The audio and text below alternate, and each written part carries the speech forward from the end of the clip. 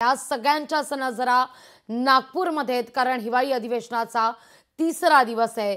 तर तिथं नाशिकमध्ये सुद्धा अनेक घडामोडींना आता वेग आलेला आहे, कारण छगन भुजबळ हे आज समता परिषदेची बैठक घेत आहेत। या बैठकीनंतर छगन भुजबळ आपली भूमिका देखील स्पष्ट करतील। छगन भुजबळ यांना पक्षात अपमानाची किंवा वारंवार आपली अवहेलना झाल्याचं भुजबळ यांनी स्वतः जाहीर केलेलं आहे। आम्ही सर्व एकमुखानं राजीनामा देणार असल्याचा इशारा यानंतर राष्ट्रवादीचे सरचिटणीस दिलीप खैरे यांनी दिलाय। दरम्यान नाशिकमध्ये भुजबळ समर्थकांकडून बॅनरबाजी सुद्धा होतीये।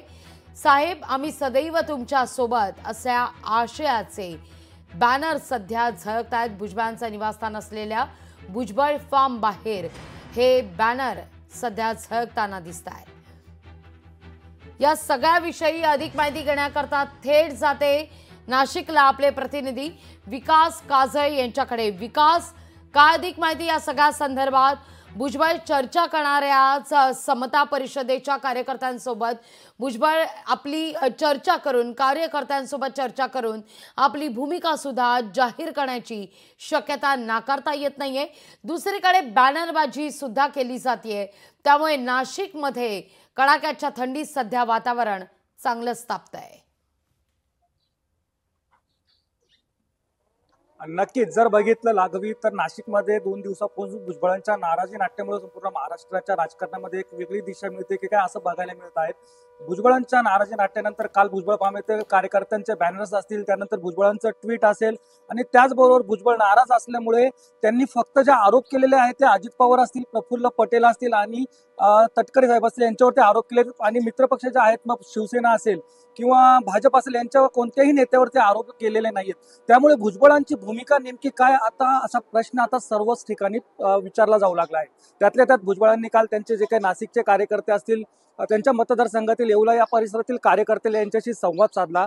त्यानंतर आज समता परिषदेचे जे काही त्यांचे नाशिक जिल्ह्यातील पदाधिकारी आहेत, माजी खासदार समीर भुजबळ, पंकज भुजबळ यांच्या उपस्थितीमध्ये आज मोठ्या प्रमाणामध्ये नाशिक जिल्ह्यातील जे छोटे तालुके आहेत मग अनेक भागांतून अनेक जे काही कार्यकर्ते आहेत समता परिषदेचे ते आज नाशिकमध्ये 11 वाजता येणार आहेत आणि या ठिकाणी समता परिषदेच्या कार्यकर्त्यांबरोबर भुजबळ हे संवाद साधतील आणि त्यानंतर त्यांची पुढची भूमिका नेमकी काय असणार याकडे संपूर्ण राज्याचं लक्ष लागून आहे।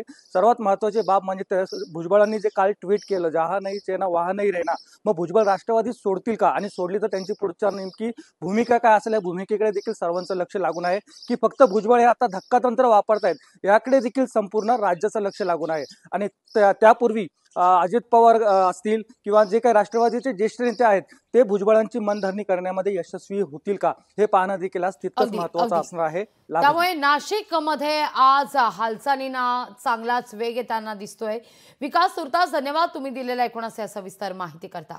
तिथं आपण पाहतोय नाशिकमध्ये समता परिषदेसंदर्भात आज चर्चा होणार आहे। भुजबळ समता परिषदेच्या कार्यकर्त्यांसोबत चर्चा करतील, भूमिकेसंदर्भात त्यांना अवगत सुद्धा केलं जाईल।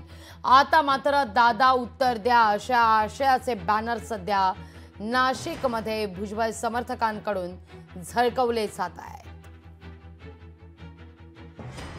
भुजबळ साहेबांना त्यांच्या आयुष्यामध्ये जेवढ्या मोठ्या संध्या मिळाल्या तेवढी संधी आजपर्यंत कुठल्याही ओबीसी नेत्याला या संपूर्ण महाराष्ट्रामध्ये मिळालेली नाही। ही गोष्ट आपण निश्चितपणे लक्षात घेतली पाहिजे की तुम्ही निदर्शनं करत असता ज्या दादांनी तुम्हाला या ठिकाणी मोठं करण्याचं काम आपल्या आयुष्यामध्ये केलं, तुम्ही त्यांचं बॅनर लावून चपला मारण्याचं काम दादांच्या फोटोवरती करता, तुम्हाला लाज वाटली पाहिजे। आणि या पद्धतीने तुम्ही जर करत असाल तर त्याचा रिप्लाय देखील आम्ही चांगल्या पद्धतीने तुम्हाला म्हणाल तिथं महाराष्ट्रामध्ये देऊ शकतो। कारण एकटे भुजबळ साहेब काय ओबीसीचे लीडर नाहीत। दादांना 10 मंत्रिपद या ठिकाणी मिळाली, त्यातले 4 ओबीसीना दादांनी मंत्रिपद दिलेले। यामध्ये ज्या पद्धतीने तुम्ही कार्यकर्ते ज्या पद्धतीने वागत असतील तर त्या पद्धतीचं उत्तर पुणे शहर राष्ट्रवादी काँग्रेस पक्ष त्याला दिल्याशिवाय राहणार नाही। तर तुम्ही उगाच नाही ते उद्योग करू नका। लोकशाही मराठी ऐका, पहा, जागरूक रहा।